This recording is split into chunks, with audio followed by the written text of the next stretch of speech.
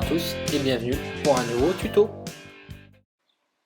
Un rouleau d'étain, un ciseau, une pince à bec, une pince à dénuder, toujours une pince à bec très fin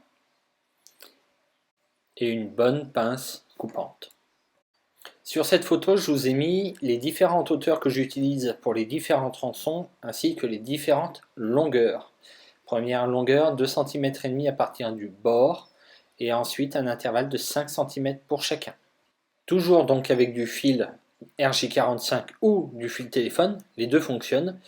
On prend la longueur qu'on a besoin et on rajoute à peu près 7 à 8 cm de marge qu'on peut ensuite recouper et réutiliser par la suite. Donc je prends mon cutter et comme d'habitude, je vais venir enlever la lame protectrice, enfin la gaine protectrice de ce câble RJ45 pour accéder à chaque fil. La caméra est figée que sur une seule portion de 25 cm parce que la longueur de caténaire que je fabrique à chaque fois est de 1 mètre. Une fois la lame plastique protectrice enlevée et la lame aluminium protectrice enlevée, on accède à nos nappes de fil. De ces nappes de fil, je vais les découper pour justement en garder qu'un seul. Là, on voit très bien que je tire plusieurs fois sur ce fil bleu. Pourquoi je tire plusieurs fois? Parce que d'une part, ça va chauffer un petit peu le plastique protecteur et en plus, ça va permettre de le dénuder plus facilement. Chose que je fais également avec ce fil blanc pour vous montrer. J'ai mal cadré avec le fil bleu, donc du coup, je l'ai refait avec ce fil blanc. Et faites-le par petites portions. Vouloir faire des grandes portions, ça ne sert à rien. Ça servira juste une chose, à vous casser le fil.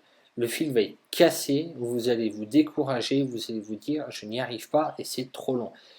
Vous faites des petites portions et au moins vous aurez un fil qui sera propre et qui ne sera pas affaibli par d'éventuels marquages.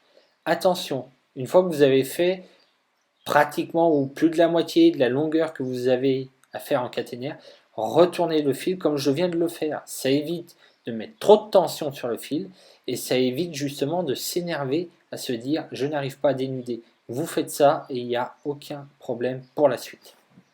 Et je ne vais pas vous filmer l'intégralité de la construction de la caténaire. Une fois que la première partie est faite, vous pouvez ensuite réaliser les autres portions.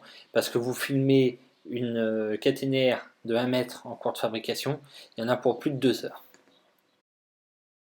Donc une fois qu'on a fini de dénuder, on attaque la mise en place de notre premier fil. On va mettre un fil sur le bas, sur lequel on va attacher à chaque extrémité avec des clous, et là on le fait passer sur la partie basse. Donc ça veut dire qu'on l'enroule vers l'intérieur, à chaque extrémité. Une fois que ces deux extrémités sont coincées, on peut prendre la pince à bec, moi je le fais, je prends la pince à bec et je tire un petit peu dessus pour justement essayer au mieux de tendre le fil de cuivre. On fait la même chose pour le fil du milieu, donc le deuxième, et on fait la même chose pour celui du haut. Par contre, là, ça va être un peu plus compliqué. À chaque extrémité, donc, on fait pareil, on fait une boucle, et là, regardez bien comment je le fais. Je le fais passer dessus uniquement là où sera positionné les poteaux caténaires. Sinon, le fil passe sous les clous qui me servent de guide pour justement donner une forme réaliste à ma caténaire. Une fois que nos 3 fils sont en place, on va commencer sur le fil du bas, le plus bas, et le fil du haut pour commencer à mettre des petites pointes d'étain. Là, moi, mon fer est réglé à une température de 320 degrés et c'est un étain que j'ai récupéré par le biais d'un ami. Cet étain a une bonne prise sur les fils de cuivre. Pour faire des belles soudures, on n'en met pas trop et surtout on prend notre éponge. L'éponge, elle va nous aider justement à nettoyer notre panne du fer à souder régulièrement. Sur la vidéo, je ne l'ai pas montré, mais il vaut mieux le faire après chaque point de soudure, tous les 2 points de soudure, pardon. Au moins vous avez une panne qui est propre et qui ne dépose pas beaucoup d'étain. Il n'y a pas besoin d'en mettre beaucoup. Pourquoi? Parce que vous allez mettre plus longtemps à souder. Si vous mettez plus longtemps à souder, vous allez avoir un problème d'accrochage.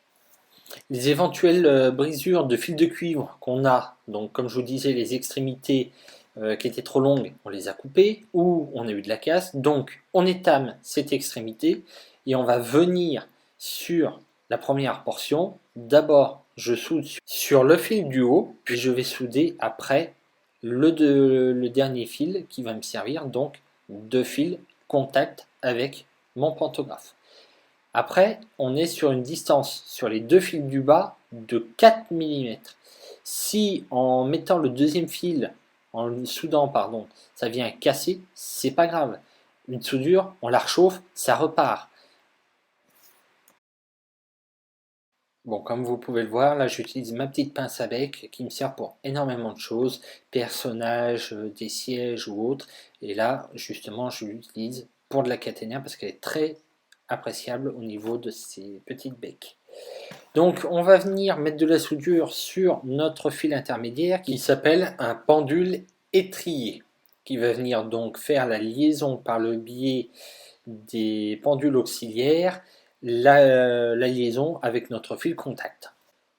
Donc j'utilise, comme vous pouvez le voir, ma petite pince à bec très fin, qui me permet non seulement de maintenir le fil, parce que le fil chauffe, donc pour éviter de me brûler les doigts, mais également pour réutiliser des chutes d'étain que j'ai sur ma planche ou à droite à gauche, pour éviter un maximum de pertes. Donc une fois qu'on a fait le premier, on va faire les suivants, toujours en commençant par celui du haut. On vient ensuite couper la longueur qu'on a besoin, au ciseau à la pince coupante, et on va venir après souder donc notre fil contact, puis notre fil auxiliaire. J'accélère un petit peu pour pas que ça soit trop long. Donc une fois que vous avez fait ça, on continue à la suite, toujours en commençant par le fil du haut, puis notre fil contact, puis notre fil auxiliaire. Après, nous allons faire des soudures dans les intersections de 5 cm. Ces soudures, on va les réaliser à 1,5 cm de chaque bord d'intersection, pour justement mettre nos pendules étriées qui vont servir de fixation définitive entre notre fil auxiliaire et notre fil de contact. C'est toujours fait avec du fil RJ45 ou du fil téléphone, les deux font la même grosseur. Là, on va venir prendre notre pince à bec très fin et on va laisser une longueur à peu près de 3-4 mm que on va venir recourber.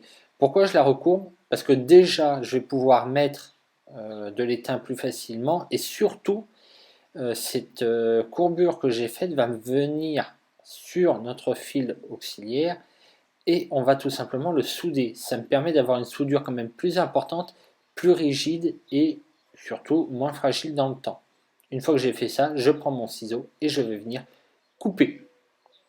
Une fois que ça c'est fait, je prends ma pince à bec. Oui, elle est un peu grosse, certains me diront, mais elle me permet vraiment de venir mordre les deux extrémités de ce fil qui représente donc un U. Une fois que ça c'est fait, je vais venir poser une goutte d'étain. Je reprends ma petite pince à bec parce que là j'ai eu un petit souci, ça s'est dessoudé, donc ça a bougé. Et je fais un test pour voir si mes deux soudures sont bonnes. Et je continue, ainsi de suite, jusqu'à obtenir mon premier tronçon fini. Un petit tuto qui a été réalisé parce que donc sur Instagram je fais partie d'un groupe et plusieurs membres m'ont demandé comment je fabriquais ma caténaire, donc voilà, je fais ce petit tuto aujourd'hui comme j'ai commencé la petite série de tutos et puis donc il y en a d'autres qui vont venir par la suite.